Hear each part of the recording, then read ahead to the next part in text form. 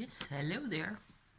Today is Monday. This is Eileen, and I hopefully I can manage to convey to you some of the um, travails without actually foisting them onto you, which is the last thing I want to do on the planet. Today is Monday, the 28th, yes, of September 2020. And we're still in Mars retrograde, and maybe that has something to do with it.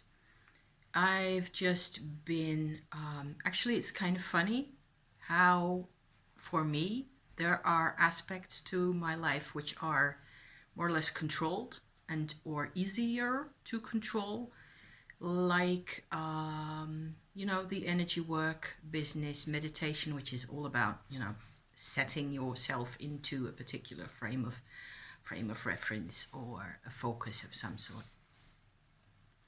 And then again, there's the other part which is less controlled, So, yeah. So the travail at the moment, oh God, I feel already I'm getting overwhelmed and emotional here. It's coming already. So, how you can inherit so many bad things and actually they're completely counter to your own nature. I'm actually finding that out. I'm actually finding proof here that I am myself probably not really a narcissist,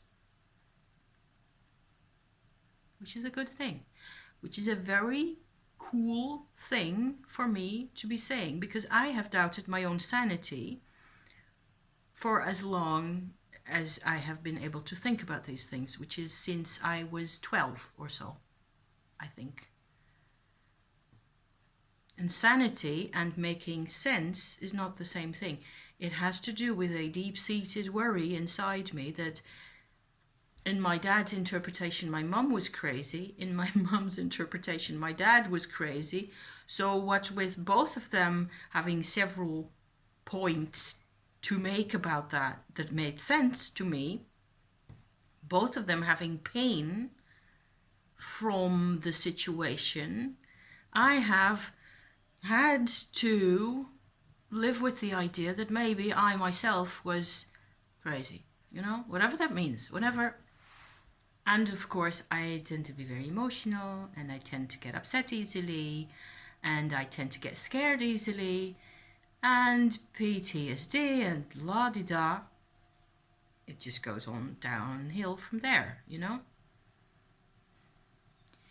But there's one thing that defines the narcissist that I just sort of fished out of a video that I was watching yesterday. Actually, a response to a comment on the video, so it wasn't really in the video, because a lot of the content that they give you on the tube, sorry for the washing machine noises, it's gonna be on there for a couple of minutes, you just have to filter it out if you can, thank you.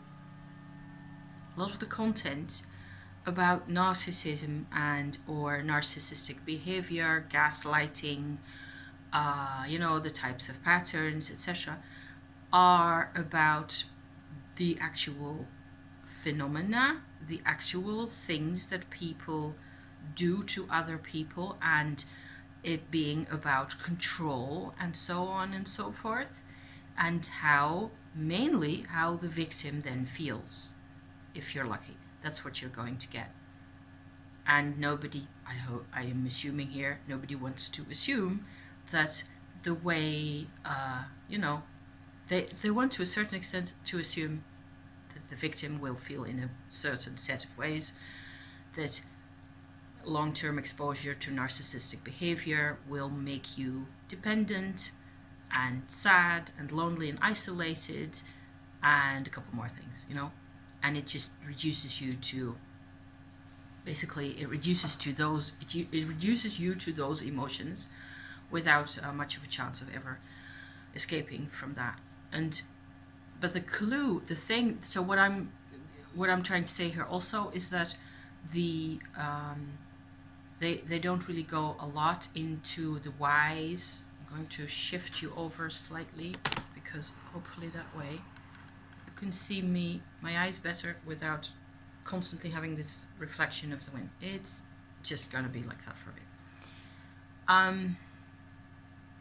They don't go into the whys exactly, or the reasons why, or the mechanisms, how it works for the narcissist at all. And so there was a comment, and then there was a response to that, I think, and it had to do with unhappiness, and how basically what they were saying was something I've heard a dozen times before, is that the narcissist will prevent us, or whoever the victim is, you know, from feeling happiness.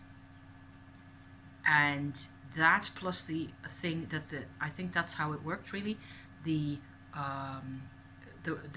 person doing the video actually spoke of as a situation in a narcissistic, you know, a marriage to a narcissist, and then the kids in that relationship. And she said, she described how the narcissist would actually get freaked out and upset if the mother, you know, mentioned that she was going to give the kids a good night kiss. She was going to, you know, going off to see to the kids, to put the kids to bed. That would freak this person out. And so they were describing this in the video. And I went like, okay, so I can imagine all of a sudden, you know, it went a couple of equations went off in my brain. It was like, how about this man, in this case, this was definitely a man, having really bad memories himself of being maybe sent off to bed very young, you know, maybe to a very cold bedroom, and plus who knows what else was wrong in that situation. And that is why this particular instance could, you know, and they will never cough up to that, they will never admit to that type of situation because they can't stand it. And the thing is that the trigger, and so this little situation, plus the fact that they will never let you be happy, which is like where it's like this yay big of a Ace of Pentacles dropping in my brain. That's not a quarter. That is like a $10 medal, solid gold, you know, falling in my brain there. That it is really the clue or the key to this whole craziness here is about happiness and unhappiness. So to me, it suddenly everything started making a lot more sense. There is a trick that the narcissist will apply in order to prevent happiness, because they then think that they will have control over the situation, control this person, something, you know, the unhappiness of the person generates this kind of a sense of control or whatever it is. The problem is that the narcissists themselves are incapable of feeling happy at all. They're really incapable. And I think that's where the dollar fell, right? It was like, but that's really unhealthy, you know? You have to, people can sort of support or withstand large helpings of unhappiness and misery and, you know, lack of whatever it is in your life, large, massive helpings of that, if only there are also little helpings, or significant, at least for that person, significant enough helpings of happy around somewhere. There are always elements. The world's literature and art is filled with the contrast going on between, okay, so this, that, and the other sucked like no tomorrow, but I could watch the beautiful sunrise.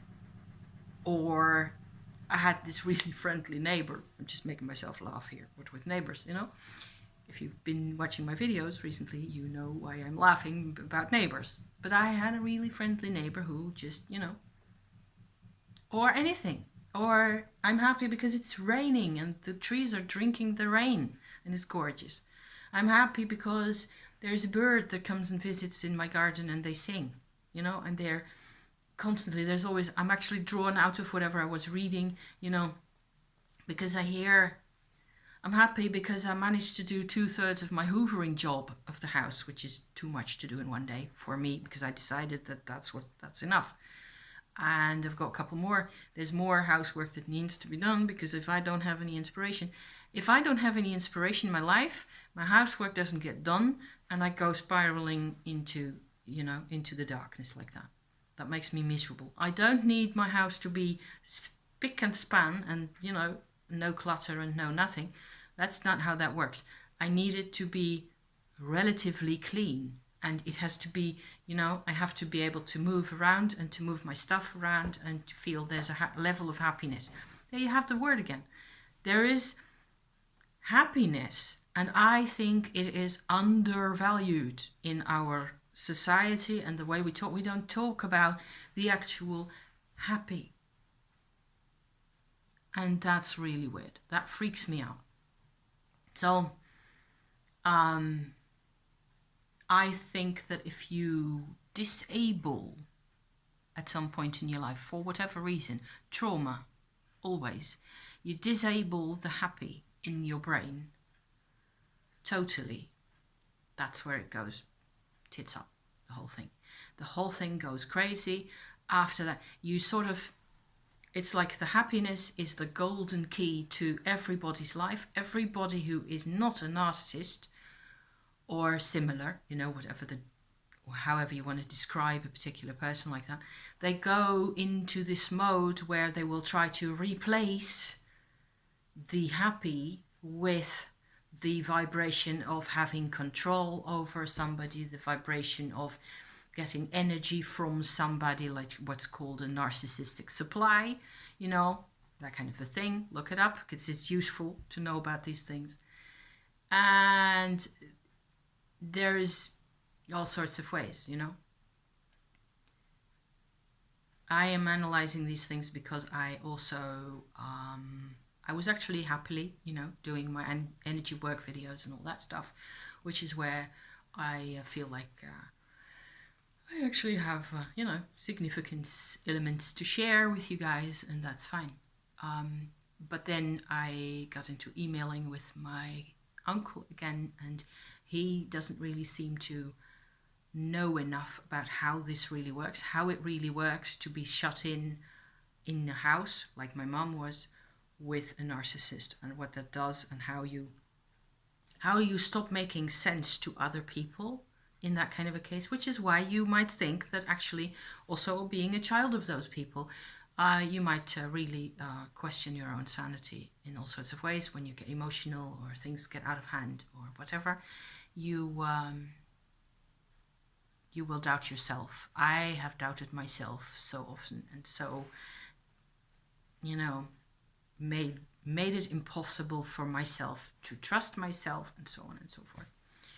So, because of that, because of the email exchange, I was realizing that my uncle, doesn't really know enough about what that situation was like, because not having had the experience himself, or not really having put one and one together. And my mother herself was a tricky person to deal with as well. She had plenty issues of her own. It was the combination of those two that was really out of this world.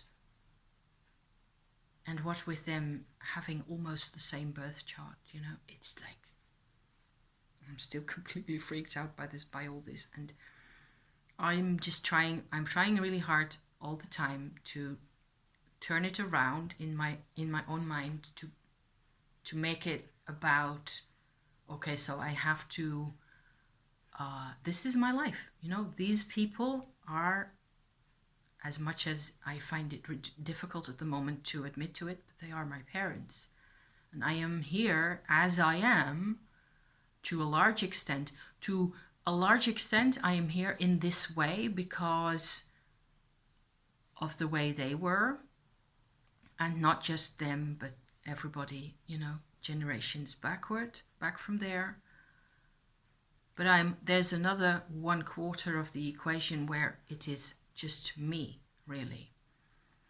And if you analyze the patterns, if you get the patterns really clear, if you get clear that there have been mechanisms going on when I was a toddler, a baby and a toddler, for the years that those people were together, that we were together. I'm putting we in apostrophes here, quotation marks, because there was no we, there was only this massive opposition. In that time, there was this massive mechanism constantly taking place, and what you get is that the one who's being locked up most, they just become unbelievable to other people. They lose all support. I think it goes really quickly. So maybe by, you know, the writing and the vlogging and everything else that I've been doing, I'm trying to counteract. At least wouldn't it be saner if my uncle, my mother's younger brother, really knew what it all was, how it worked? Wouldn't it be saner? Yes, I think so. Then again, I don't want to burden him with all this because it's a long time ago, and I'm not sure. I'm sure he cares, you know. So that should be a point in favor of my actually telling him what I have uncovered. It's because he keeps, you know, responding to what I write that I feel encouraged to write back to him and say things that are you know, on the edge. Really, all this stuff is not within normal parameters for people's lives, and he wouldn't know how to go about, you know, with his wife. She wouldn't.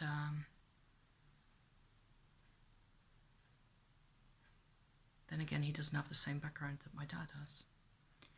I realized also that my dad actually still, what with writing about him, I tend to, you know, get closer to that kind of, to his types of ideas even, which is a good point, because then that means that I'm actually onto something, right? I realized that my dad actually thinks still that my mother was insane and that I am her daughter. He really believes that I'm... He's no clue, has he? He's no clue, and there's nothing you can do in this kind of a scenario when, which is what my mother realized at some point, that she had to leave. My dad panicked. Just the fact that she was leaving him caused him to go completely over the edge. And it has left me not only with all this, you know, all these insights and all these ways of analyzing things, etc. It has left me also with a whole lot of rage. Oh boy, I can get so mad, and so it's like I can physically feel how the rage curls into itself and feeds itself. It's not a spiral, it's a vicious circle of me trying to bite off my own tail. And the more I am aware of all the historical patterns and it's what I have inherited that along with everything else, you know. So I am kicking my vacuum cleaner around. Poor thing. It's a solid one, so far it seems like it's not been busted completely yet. I fight with laundry. I have, you know, plenty of these types of long sleeved stuff that needs laundering, and actually number 2 laundry is done now, so I'm going to hang that up in a bit. But then when you dig it all out of the machine when it's done, the sleeves and the pant legs, etc., they all get completely, so I stand there yanking at that stuff and shouting, using swear language.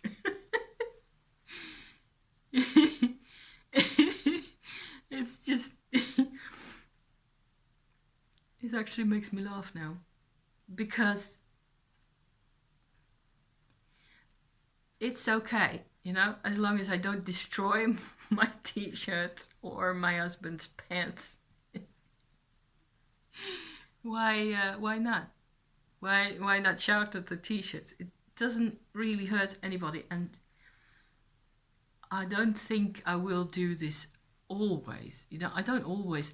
I have noticed also that I'm really sensitive to loud noises. So the vacuum cleaner tends to freak me out because of the loud. It's quite a loud machine. It's not the loudest, but I used earplugs for the first half of my session today, and that was better. So use the brain, Aline. Use your own brain. Next time you vacuum, stick in the earplugs because it makes a difference. I get really, you know, I get so cramped with loud noises, and, you know, I'm scared. What with scaring myself because I'm out of control, that is how I feed my own anger again, because it's powerless anger is the only outlet we used to, my mom and I used to have, you know. It's my mother's example of powerless rage. I'm copying all that shit from her. And a lot of it is based on a particular pattern that isn't there anymore. But I have to, in order to, you know, unveil all potential happy that's in here still hidden, you know, to get at that, I have to see what's making me do all the other things, you know? What's making me mad, what's making me upset, what's making me feel powerless. So I'm still here. I haven't auto-destructed. I still don't do that. I'm going to finish my tea and hang up laundry number 2, and then I'm going to hit the shower and maybe, I don't know, watch some telly or do something relatively harmless. Okay? Here's to you. Thank you so much for watching and sharing in my travails again. I have used this crystal I was waving around. It's a garnet. It's a bit less shiny than it should be, really, because of my greasy paws, I think. See how shiny that is? It's a marvelous stone, and it has a lot to do with self-acceptance. Garnet, you know, dark garnet. You can't see the color properly, but it's really dark red. And I only paid a tenner for this, 10 euros, which is like ridiculous because it should have been 40. So I was really lucky. It's a marvelous type of crystal for all sorts of acceptance levels, and even down to past lives, kind of an intel. So here's to that, and thank you for watching again, and I'll be back out with more card stuff, as to also because Jennifer is putting out her series that has to do with me. Little old me has had 4 past life readings for free by Jennifer Pearson. So yummy. And the first one's actually come up on her channel today, and by the end of the week I'm supposing that she'll have put the other ones on as well. And I have a couple of response videos that are to do with cards for that in that particular you know, area of thought right there. So past lives and stuff is fascinating, but there's the present life as well. The present life is quite a handful.